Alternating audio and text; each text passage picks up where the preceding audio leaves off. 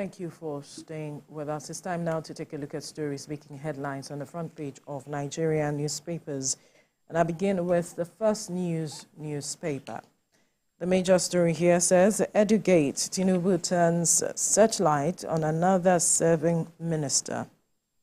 As Code of Conduct Bureau summons Tunji Ojo over alleged 438 million naira contract scam. And further down, you see the story, more troubles for Interior Minister as U.S. firm sues him over multi-million-dollar contract. It demands 50 million naira as damages. Rivers crisis, weakest loyalist who quit. Fubara's cabinet set to return to government as Assembly invites them for fresh screening. I won't run for president again, says Liberia's George Weah. Jakba UK releases list of companies eligible to sponsor Nigerians' work visa in 2024. Sanwo-Olu signs 2.267 trillion naira appropriation bill for 2024. And at the downstrip, hoodlums attack doctors at Exuth Steel Corps. At the top corner, we have the story, our country on the verge of economic recovery, stability, Tinubu assures Nigerians. These are some of the stories you find on the front page of the First News newspaper. Today's Nigerian newspaper. The major story here says, don't worry about Jakba, we'll train more, says Tinubu. With me, there's hope. President promises to prioritize education, healthcare. And the picture there, you see Governor Hope Uzodinma, President Bola Tinubu, and former President Chief Olusegun Obasanjo during the inauguration of Governor Hope Uzodinma for a second term in office in Owerri. Another story here, CCB invites Minister of Interior Tunji Ojo over 438 million naira contract scandal and 3.6 billion naira fraud. EFCC arrest ex-Commerce Minister Ugu. 2024 AFRD food vendor embarks on Lagos to Abuja trek. Nigeria's inflation rate ended 2023 at 28.92%. The Nigeria Bureau of Statistics is saying that. FCTA workers kick against posting of new PERMSEC. But the government shouldn't get tired of fending for 7 retired soldiers, Nigerian Legion is saying. And to the front page of the Salient Times, Nigeria's food inflation rises to 33.93% in December 2023. And the picture there is the president laying a wreath at the 2024 Armed Forces Remembrance Day in Abuja. Another story here says, FCC arrests ex-minister Charles Ugu, one other for alleged 3.6 billion naira fraud. And the top corner, poverty, hunger, escalating insecurity in Nigeria, Atiku says. Funke Akindele speaks on, okay, these are personal life. Fire kills couple and their 5 children in Kano. A really sad story. Those are some of the stories you find on the front page of the Salient Times. To the Nigerian News Direct. Again, Nigeria's inflation rises in 12th consecutive month as headline inflation hits 28.92%. Steers predict 31.85% annual inflation, recommends dollar illiquidity to tackle inflation. NNPC Limited calls for private operators to handle operations of Port Harcourt refinery. Abuja kidnap, abductors raise ransom, kill 3 hostages. A really sad development there. And poverty supply, Adelabu vows to deliver on metering power supply, I beg your pardon. Power supply, Adelabu vows to deliver on metering target of 2 million yearly. All right. That's the much I have with me, Ibrahim. Right, the Guardian newspaper is the first with me here, and it says 2024 oil production. The headline reads, federal government strained to meet 650 million barrels target over crude-backed loans. Nigeria's oil output lowest in decades. You see the infographics there on the front page. 7 richest Africans wealthier than poorest half of continent's population. Wow. And NNPCL shops for net worth investors to manage Port Harcourt refinery. Tinubu leads Armed Forces Remembrance Day celebration. Nigeria's inflation ends 2023 at 28.9% as Naira anxiety worsens outlook. Federal government's 35,000 Naira minimum wage award remains till new minimum wage NLC declares. It says federal government's 35,000 Naira wage award remains till new minimum wage NLC declares. Reconsider INEC budget for accountability and democracy. Incessant kidnappings unsettle Abuja residents. A minister orders discos to supply transformers to communities. That's with the Guardian newspaper. Next is the Nation newspaper. Tinubu, prosperity soon after subsidy removal pains. President Obasanjo, governors, senators honor Uzodinma at second inauguration. My friend Issa Gusso Shetima writes on X-Aid, and CCB invites Interior Minister.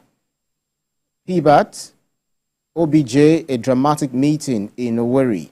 That's on the front page of the Nation newspaper. And NNPCL open bid to privatize Port Harcourt refinery. On the bottom strip, Sanwo-Olu signs record 2.267 trillion Naira 2024 estimates. Hoodlums seize body at Exuth. Above the nameplate, terrorist bandits on rampage. Mansour Al-Qadiriya must pay 60 million naira to save daughters. DSS takes over NNPC headquarters over abduction of staff's kids.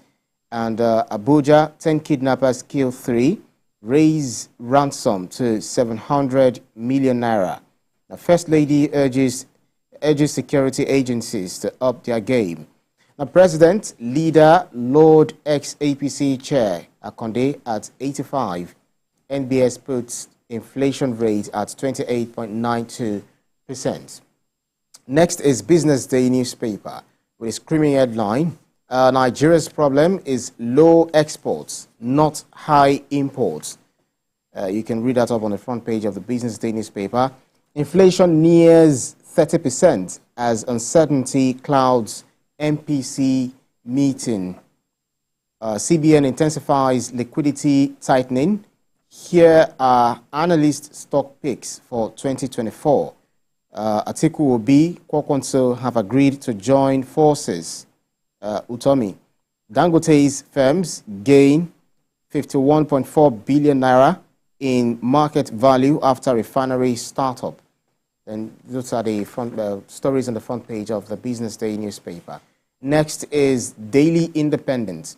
Worsening poverty, hunger, fueling insecurity in Nigeria. That's according to former Vice President Atiku Abubakar.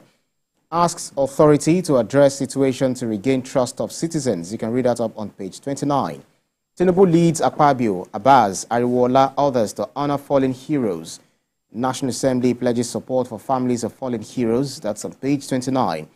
Africa's 7 super rich, wealthier than 350 million people, Oxfam, urges government to reduce gap between the rich and the poor. That's on page 29. FUTA shuts down indefinitely over protest against fee hike. That's on page 7. ACF says North yet to recover from 1966 military coup. ACF says North yet to recover from 1966 military coup. Utomi, serial promoter of mega party, can't be taken seriously. That's according to the APC.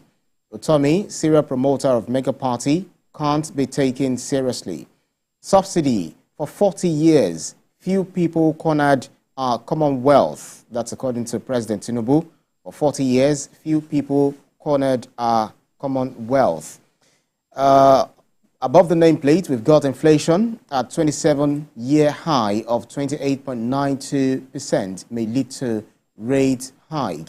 Appeal court miscarriage of justice. Tinubu should react to injustice done. Plateau lawmakers, senior advocate of Nigeria, says lawmakers who benefited should voluntarily resign. Sanwo-Olu assets to Lagos. assent to Lagos 2.267 trillion naira budget of renewal. That's on page 6. And on the bottom strip, Rivers Guba, Supreme Court reserves judgment on appeal seeking sack of Fubara. You can read that up on page 7. And last but not least is the Leadership newspaper. Kidnapping crisis. FCT residents blame security agencies. On page, you see that on page 4, and the writers read, kidnappers kill 3 more victims, raise ransom to 700 million naira. 5 sisters yet to regain freedom. Rescue victims, Remi Tinubu tells police. Retired Army General chides leaders. You can see that on the front page of the Leadership newspaper. 7 family members die in Kano Inferno. Food, transport costs push inflation to 28.9%. 100 missing after boat capsizes in Niger. 100 missing after boat capsizes in Niger. AFCON 2023, Senegal thrash Gambia 3-0. Above the nameplate, we've got Supreme Court, Nasarawa APC, PDP signed peace deal. Ganduje, Kwankwanso endorse Kano Elders Council. Trending, 7 marketers to lift Dangote petroleum products. And talking about numbers, Nigerians seek prosecution of 772 billion naira fraud cases. That's about it for the Leadership newspaper. Well, top on the list of the stories this morning has to do with the incident in Abuja and also the matter of the inflation. The numbers, it's now, one of the papers says 33.93%. Nigeria's food inflation rises to 33.93%, when our headline inflation hits 28.92%.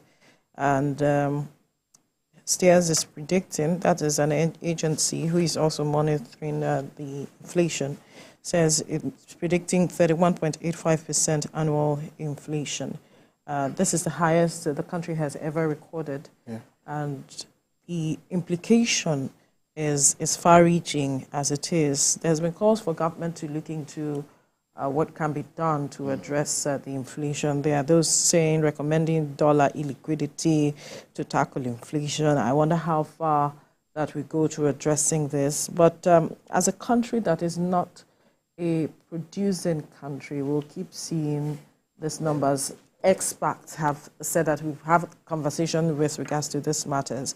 Whatever is needed to be done to actually address these matters, I think the government should tackle it head on. Yeah, just like one of the papers actually reported talking about business day, saying that Nigeria's problem is low exports, not high imports. You know, we what's it called? Low exports, but not high imports. You know, like we're not producing. So if you're producing that much, we'll have enough to go around, and then we also have enough to export out of the country. But we are so much import dependent and that is putting a strain on our foreign exchange. So it's really sad how these things are rising. You know, if you talk about food inflation as well, is also a fallout of the crisis happening on our farmlands. Yeah, where farmers cannot go back to farms and all of that. So it's really very sad. You know, rice is now very golden. Right. You can't really just go to the market and say you want to purchase it just like that. We'll leave the conversation here right now. Moving on, tension